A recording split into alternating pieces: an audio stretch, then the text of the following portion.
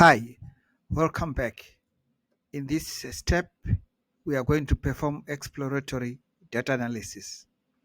Exploratory data analysis is critical to check summary statistics and visualize the training data.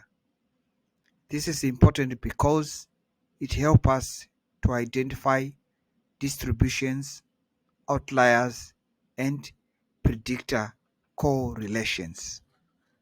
Okay, so let's start by checking the descriptive statistics of the training dataset using the summary function.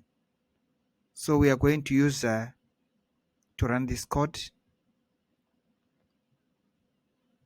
and then this is our output from running the summary function. We have the response variable, which is the length cover class, and the predictor variables from band 2 to band 12. Okay, so for our length cover classes, the Bay Areas has got 131 points. The built-up areas 446 points. Cropland 156 points. Grass open areas 332 points. Water 25 points.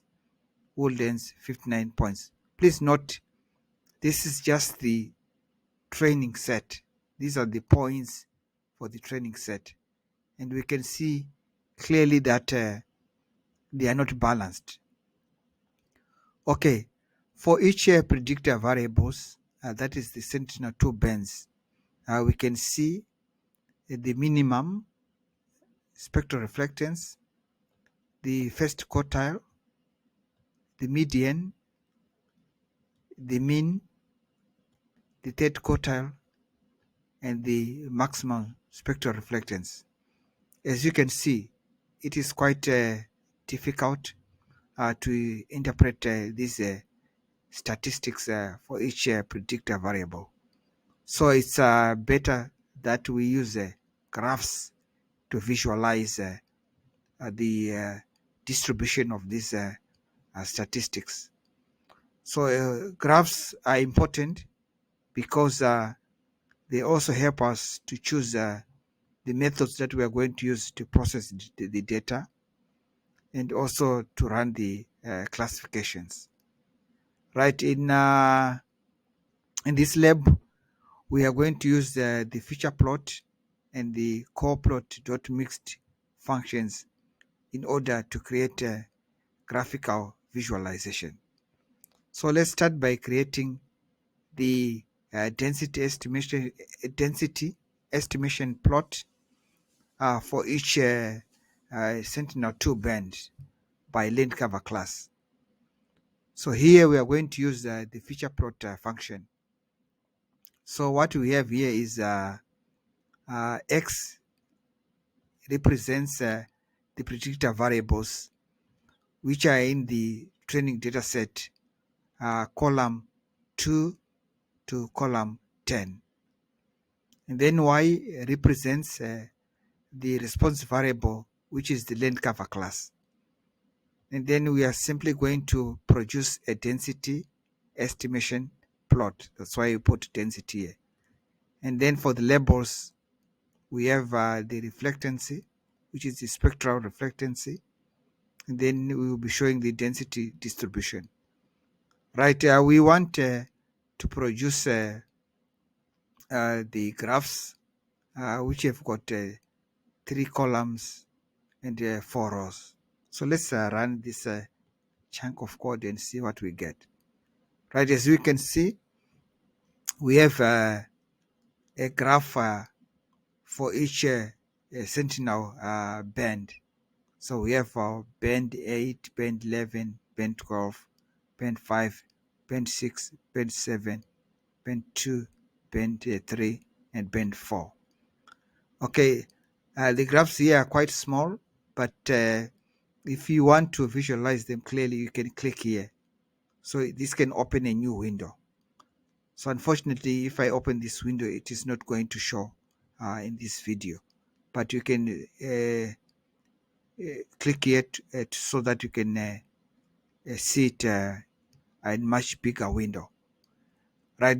But from this general visualization, we can see that the data is not normally distributed.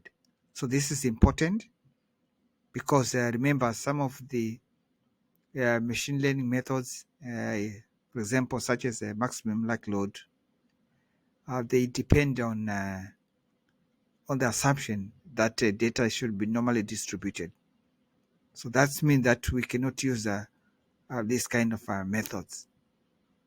Okay, so next, let's check for outliers. For this, we are going to plot the box and the whisker plot. Right, again, we are going to run the plot using the predictor variables from column 2 to 10, and then our response variable is the lane cover class. Right, so let's run this line of code, and here we have this box and whisker plot for each Sentinel-2 band. As you can see, some of the lane cover classes has got a lot of outliers being shown by these blue circles. So this shows outliers. So clearly, Bay Areas, Built Up, and Cropland has got a lot of outliers. So this is important because some of the machine learning methods do not handle outliers very well. For example, decision trees, they are usually affected about outliers. So this means we are not going to use a decision tree for running our lane cover classifications. Okay, so this is quite important. So next, let's also check the correlations between the predictor variables. That is the Sentinel-2 bands. So here we are going to use the core function in order to check the correlations for our predictor variables. So let's run this line of code. Okay, so here we get the result. Unfortunately, you cannot see it, but if I expand, I can see the correlation plot. Okay, just a minute. I'll try to display them. Okay, so here we go. So again, it is quite difficult to interpret these results. So let's now use a graph in order to visualize the correlations. So here we are going to use a mixed plot graph, which simply consists of numbers and plots. So here we are going to use the core plot.mixed function to do that. So let's run this. Okay, here we go. So the upper part is just showing us the graphical visualization. The dark blue color shows the positive correlations, while the red color shows the negative correlations. Okay, so the bottom part is showing the numbers. So this is very intuitive. We can easily interpret this without much problem. For example, we can see that the correlation between band 2 and band 3 is quite high. So this is quite important and very critical. All right, so this is all about the exploratory data analysis.